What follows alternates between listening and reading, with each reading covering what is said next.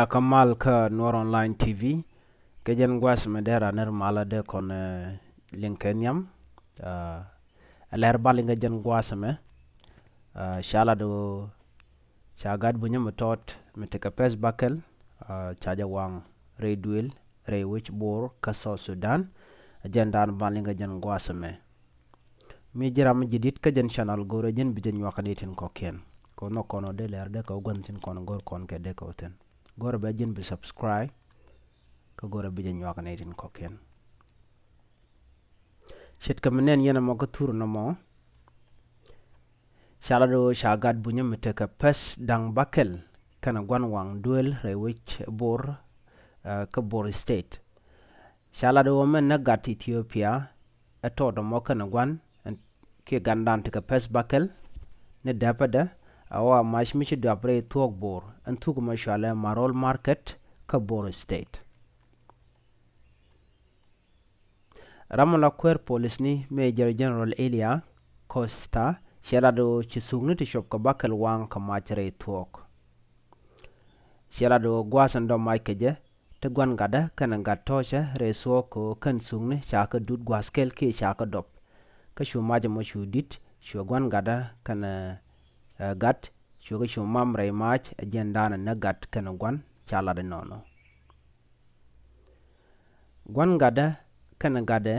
miteke pes bakel karo shikili ore maje mo emman to machere wij boor chala do gwan chapati migat jen shamim chaka dop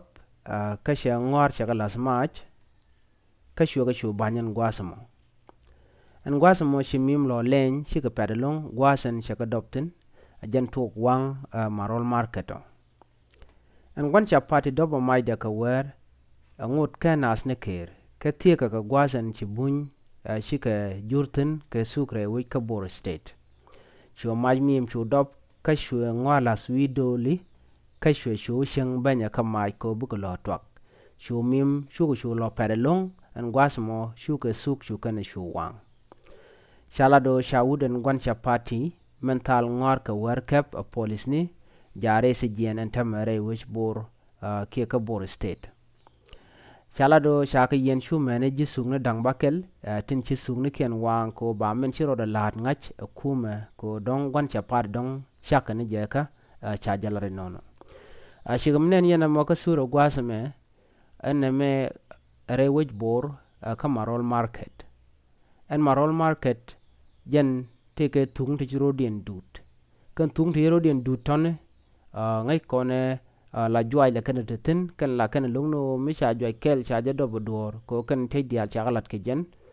na mo ja ka kan te te ka market mo kan dial kire to ko mo la ga ja ga ja bi ko wang shigmenen yen mo gwas mo che tu ke lu she dup ke she wang ko maje mo cha de lon ka kapchong ramadan en la rega me rami la tet ke shapati ni la la jeje karun wang batal ka ngwar ko ne tal che ka chu ban wi doli to ke ka duel manana la nya gazla ja ledetin an gwasmo shimaje mo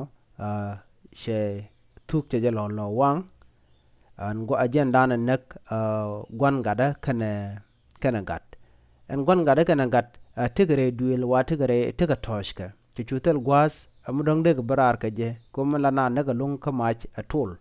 tul mishaben be yeran be chuka belong an gwasmo bran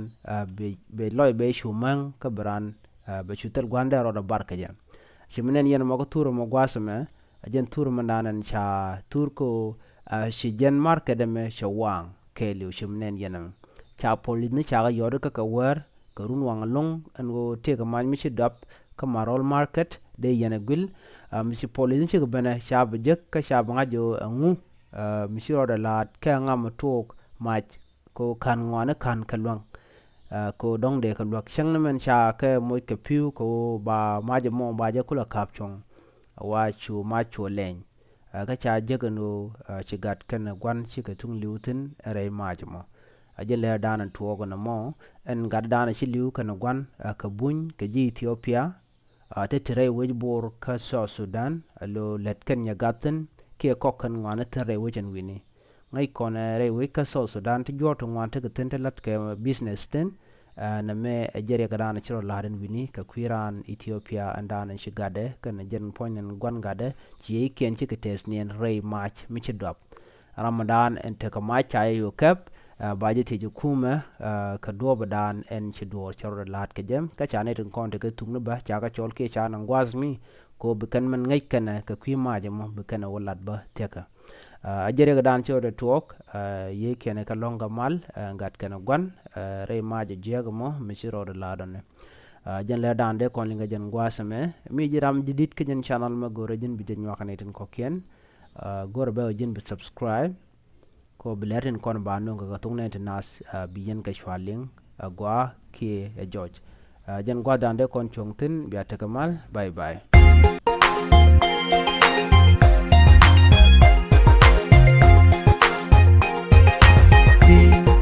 Madame wewe tell her I'm between tell her got me between tell her me